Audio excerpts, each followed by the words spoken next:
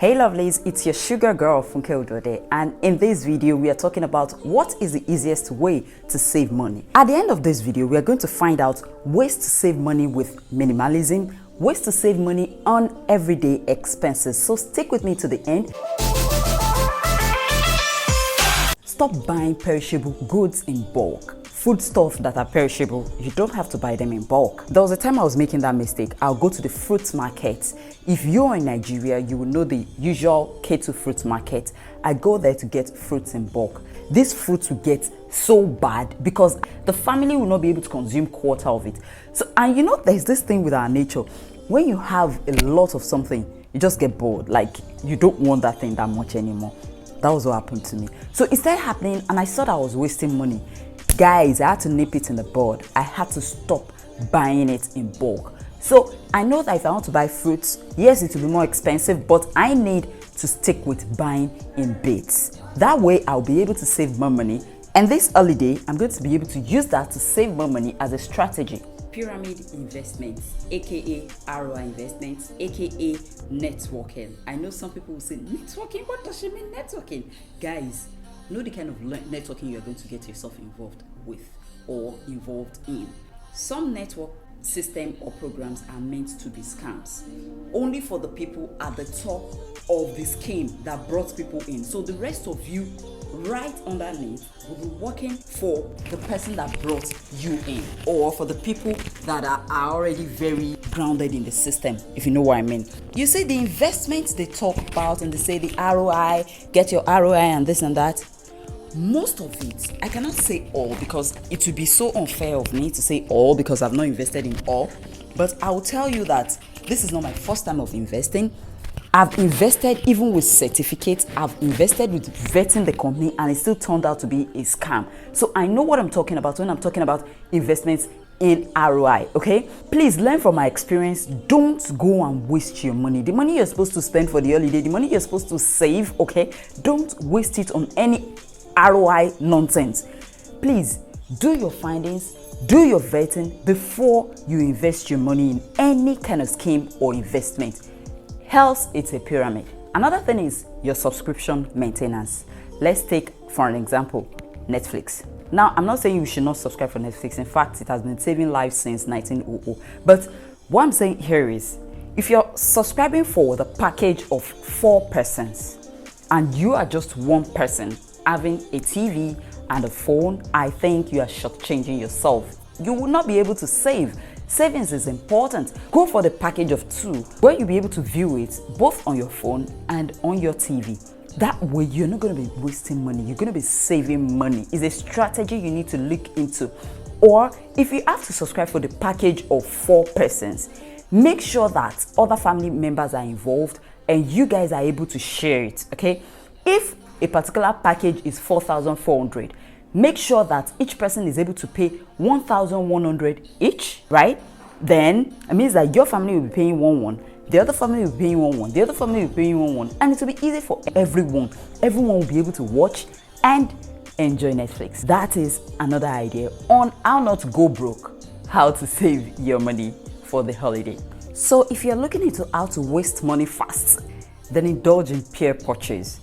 What I mean is, your friends are buying the brand new rice cooker in town and you feel that you're going to be left out. You feel that your family is going to look like they can't afford it. Wow. Ouch. You don't want that, right? So you want to indulge in peer purchase? Guy, go ahead. That way you'll be able to go broke very fast, okay? Look here, you have to grow above that. You have to be intentional about savings. You have to be intentional about keeping your money for your family, for your holiday, for projects, for your investments, whatever you want to use your money for. This is how to save bit by bit for that child's school fees, for your own school fees and your own personal investments. You need to start saving in bits. Okay, 5,000 here, 10,000 here, 15,000 here. It is something. It will actually help you get towards your goal faster. So you have some items in your kitchen and you have not used them for years, but you bought them because your clique of friends were buying at that point in time, and you don't want to feel left out. You don't want to feel like, oh, she's broke, oh, she can't afford it, oh man, she's not part of our clique. Honey, please look at me that way. I don't care. Like, I really don't care. I have a budget for my money every month, and I spend according to the budget. In order for me not to come and beg for food in your house, or in order for me not to come and beg for money from you, okay? So I think that is more important. Your intentional savings is more important than whatever any other person says or thinks about you, because you've got bills to pay and they are not going to pay your bills. Remember that. Do you remember to collect loyalty card when you shop at the supermarket? Like, you do your monthly shopping, you buy all the groceries in one supermarket and you don't collect loyalty card? Guy, what are you doing? You're wasting a lot of money. You see, you need discounts in order to save more. Already things are super expensive, like almost unaffordable. So save the little you can on each item. You may be able to save up to 3,000 points in one shopping. Or let's even say 500 points or even 200 points in one shop. It's something. By the time you keep shopping every month for 6 months or in a year, you will see what you've saved. You will just use that card to pay for your next shopping. You see what I mean? I mean, you're going to be saving something reasonable for this December. Like, I have some points on my loyalty cards that I've not used, and I'm going to be using them in December. You see, shopping for food during the holiday would not be that much of a problem because I've been able to save points over time. So if you've not been doing that, make sure the next time you go into the supermarket in which you shop, you ask them, do you have a loyalty card? If they say yes, please obtain one for yourself. It will help you. It's a saving strategy. Another way to waste money fast and go broke quickly is to indulge in latest tech. I mean, the iPhone 13 is out. Guys, how many of you are able to afford it? If you're able to afford it, guys, there's no problem now. Like, I'll not be a $10 picking. Sure you get. So I may not be able to afford that. In fact, I cannot afford it right now for a phone. Yeah, for a phone. See, I'm not saying that getting latest gadgets is bad. No. In fact, sometimes you want to splurge. Sometimes you want to, indulge, for a job well done. I do that many times. But you see, if you cannot afford it, don't rob the bank because you need to impress people.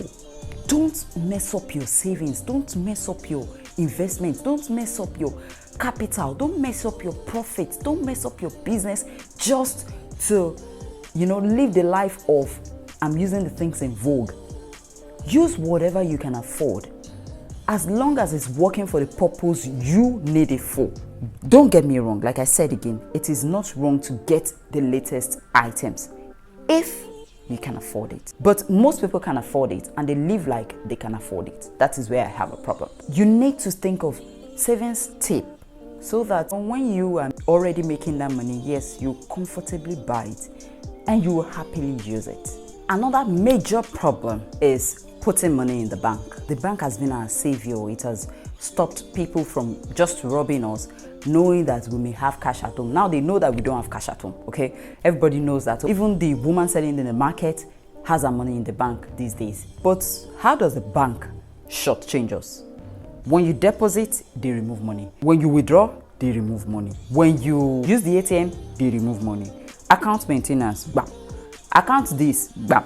Bank charges, bam. Deduction this, bam. This, that, bam.